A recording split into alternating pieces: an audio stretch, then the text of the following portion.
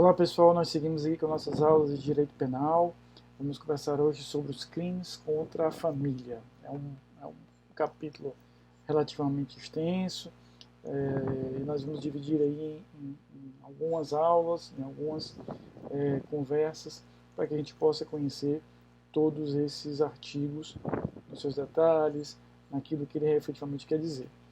A primeira coisa que eu queria conversar com vocês, quando a gente fala dos crimes contra a família, é que a gente entenda qual é esse objeto jurídico protegido, ou seja, o que é que realmente o legislador penal procura, pretende proteger com esse conjunto de crimes.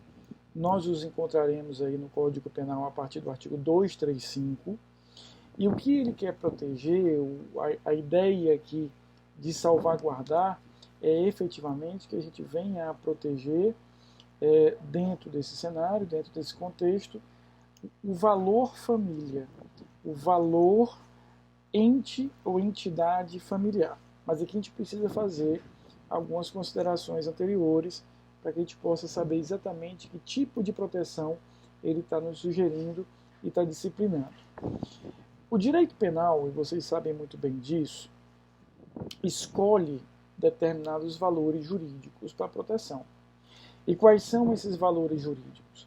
Aqueles que são os mais importantes para determinado tipo de grupo social, ou seja, a gente protege os valores mais importantes que aquela determinada sociedade possui dentro de um cenário de valores essenciais, ou seja, aqui a gente tem um princípio essencial que é o princípio da intervenção mínima. O direito penal protegerá aqueles valores sem os quais a sociedade não pode se estabelecer, sem os quais eu não consigo efetivamente ter aí uma boa convivência social. E claro, nós já conversamos isso em outros encontros, mas é sempre bom a gente lembrar que a escolha desses valores ela vai mudando.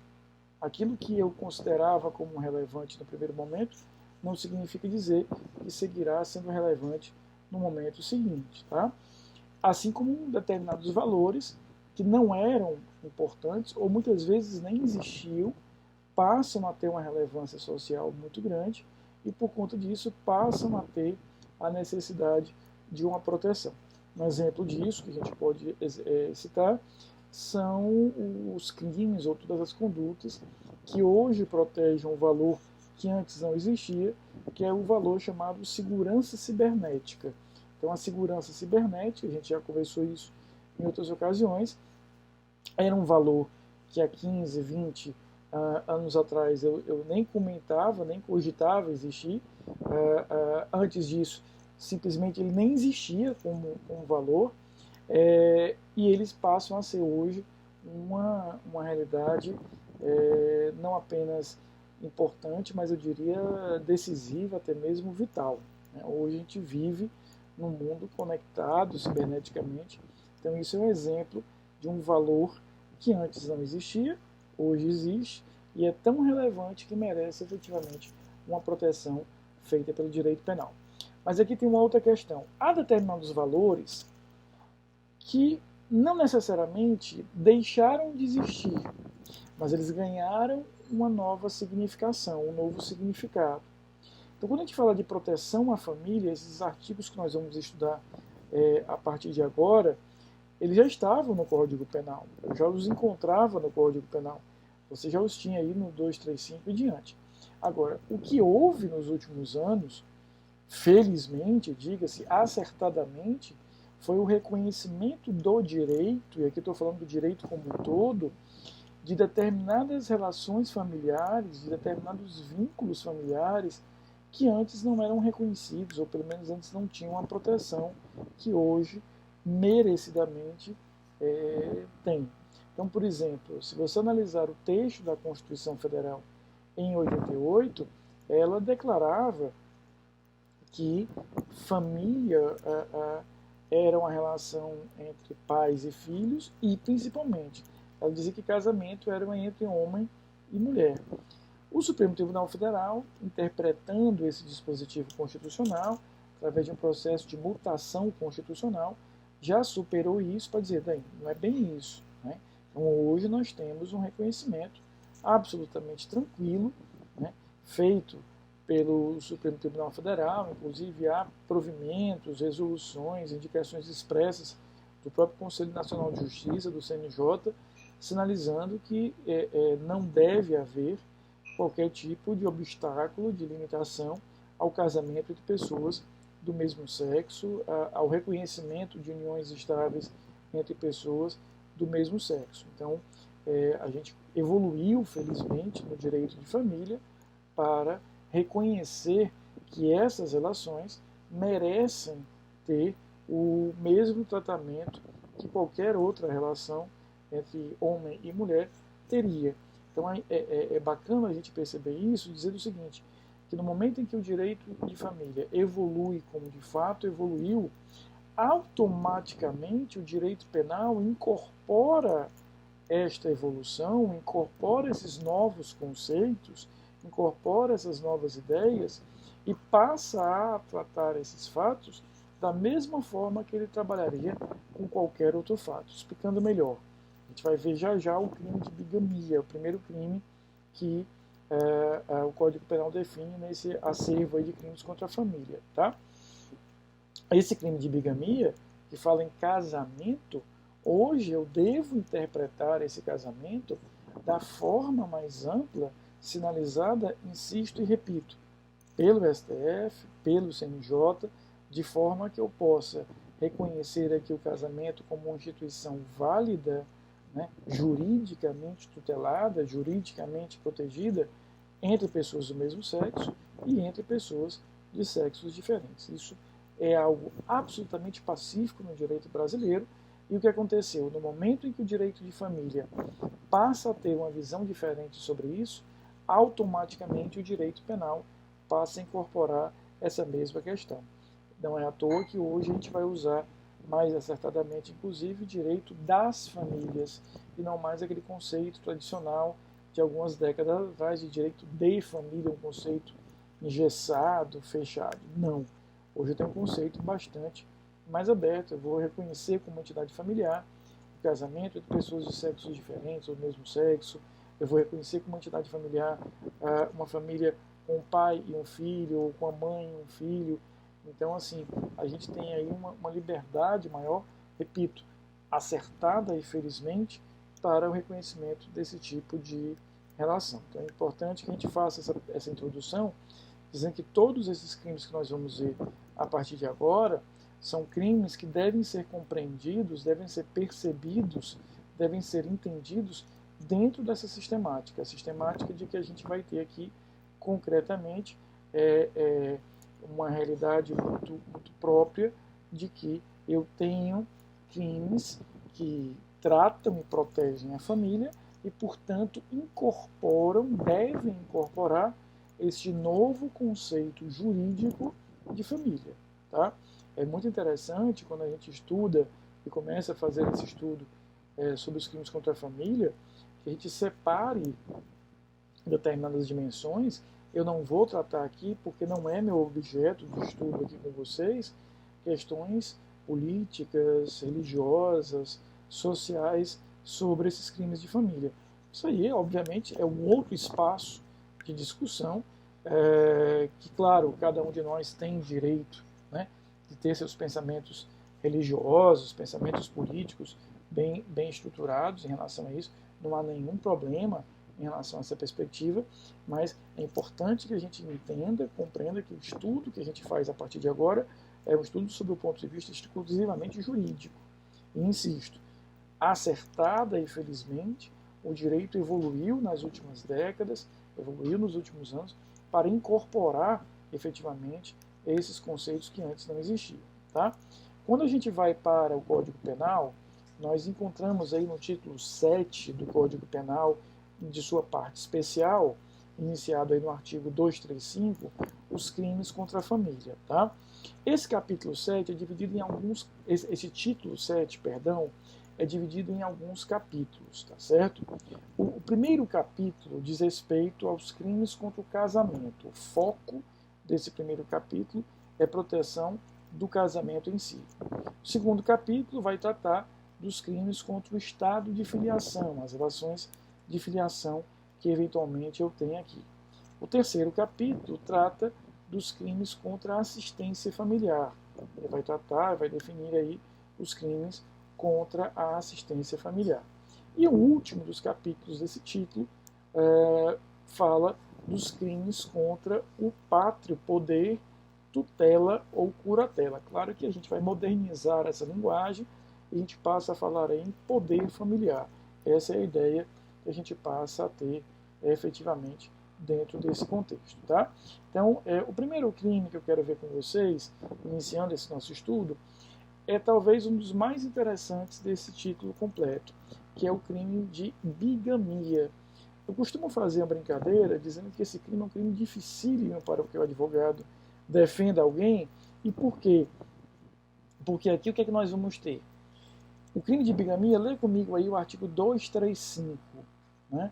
Ele vai dizer: contrair alguém sendo casado, novo casamento. Então, um crime é um crime de fácil compreensão, onde aquele indivíduo que é casado formalmente, na constância daquele casamento, ou seja, não houve um divórcio, não houve aí o encerramento daquela relação matrimonial, por exemplo, pela morte do outro cônjuge, o casamento está válido, ele, na constância desse casamento, ele casa com uma pessoa diversa, ele vai casar com uma pessoa diferente, aí eu tenho o crime de bigamia. Então, a primeira ideia qual é?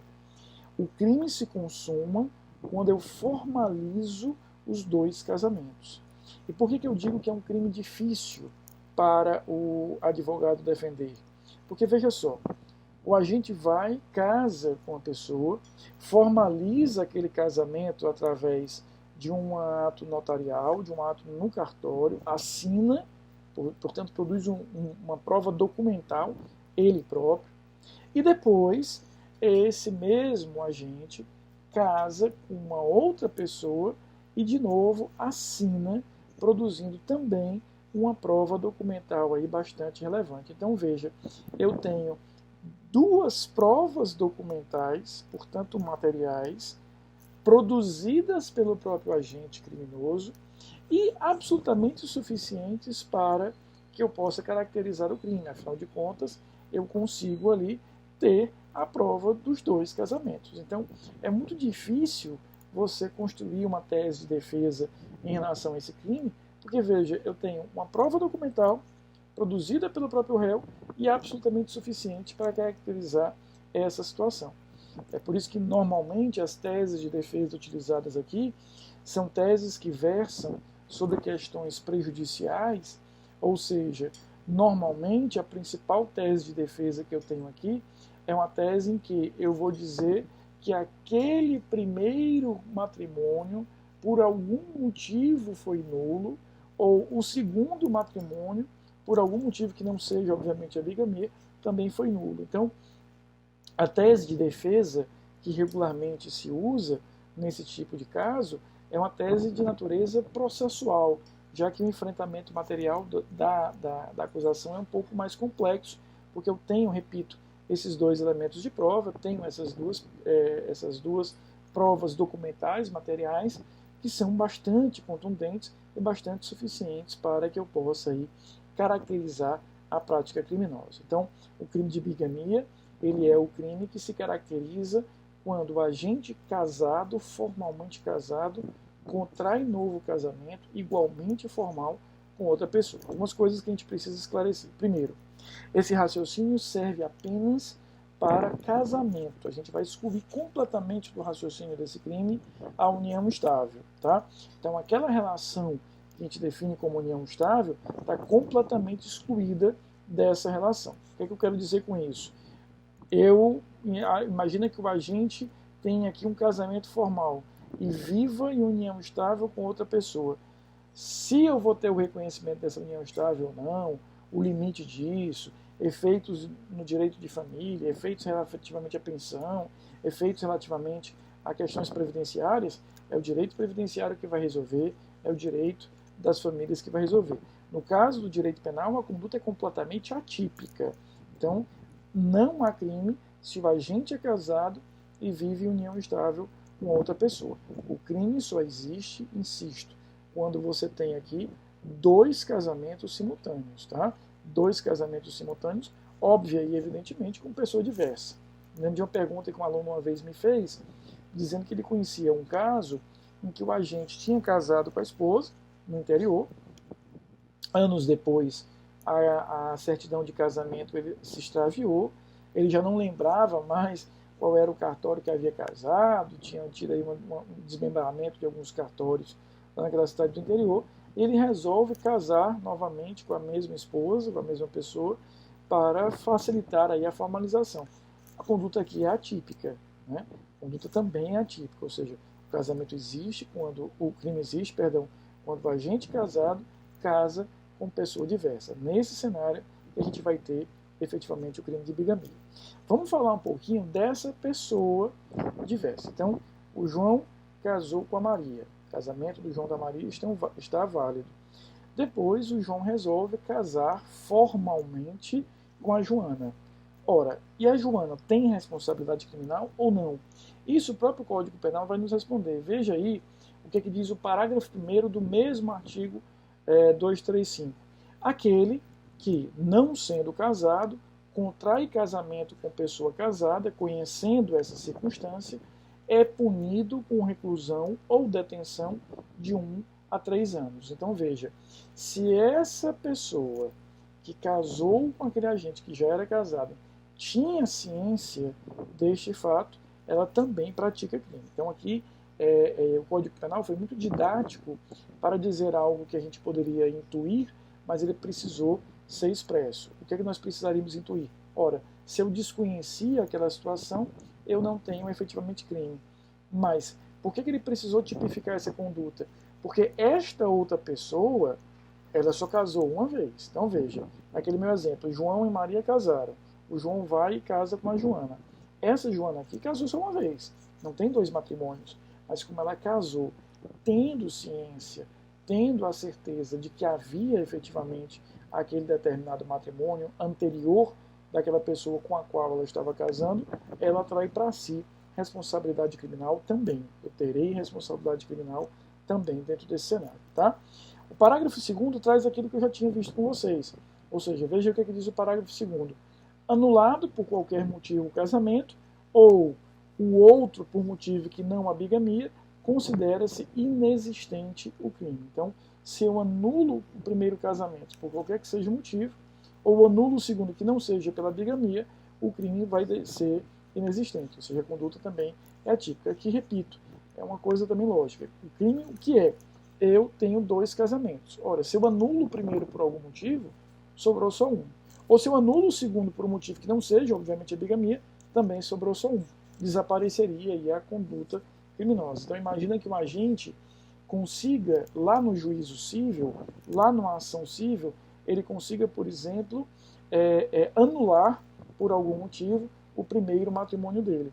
A conduta resulta atípica, eu já não teria aí 2 casamentos para atribuir a ele responsabilidade criminal, tá bom? Então, nós vamos seguir com os crimes contra a família, a gente vai seguir a partir do artigo 236, mas eu só queria fixar algumas coisas que nós vimos nessa aula, ou seja, primeiro, o conceito de família é um conceito que foi modernizado pelo direito civil, e nós, do direito penal, incorporamos esse conceito modernizado, e segunda coisa, a gente fala especificamente do crime de bigamia, vale o conceito moderno de casamento. O crime de bigamia se caracteriza quando eu tenho 2 agentes, 2 casamentos simultâneos pelo mesmo agente. Tá? Queria só ainda falando sobre o crime de bigamia, queria acrescentar mais um detalhezinho. Uma das formalidades exigidas para que eu reconheça o casamento, para que eu faça, para que eu elabore o casamento, é a presença de 2 testemunhas. Então, quando você casa com alguém, você precisa ter 2 testemunhas. Essas testemunhas têm qual função? Testemunhar, declarar, né, que você, ao casar, não tem nenhum impedimento. Então, quando você casa, você precisará de 2 testemunhas. Essas 2 testemunhas estarão ali para provar, testemunhar que você não tem nenhum tipo de impedimento para o casamento. Então, vamos imaginar que aquelas testemunhas apresentaram o seu depoimento, disseram que aquela pessoa não tinha nenhum tipo de impedimento anterior, só que aquela pessoa, na verdade, era casada, está casada e está casando de novo. A minha pergunta é, essas testemunhas respondem pelo crime de bigamia? Depende. Se elas realmente não sabiam daquele casamento anterior, conduta atípica. Mas se elas sabiam e elas declararam que não havia nenhum tipo de obstáculo para aquele casamento, elas responderão. Mas por qual crime? Preste atenção. Muita gente confunde achando que é o crime lá no artigo 342 de falso testemunho. Não é não. Ela responde pelo crime de participação na bigamia. Então um amigo meu, que eu sei que é casado, vai casar novamente e eu sou testemunha daquele casamento. Do segundo, sabendo eu que ele é casado, eu respondo com participação na bigamia dele. Tá bom? Acompanhe depois os outros vídeos para os próximos crimes aí contra a família. Obrigado, pessoal.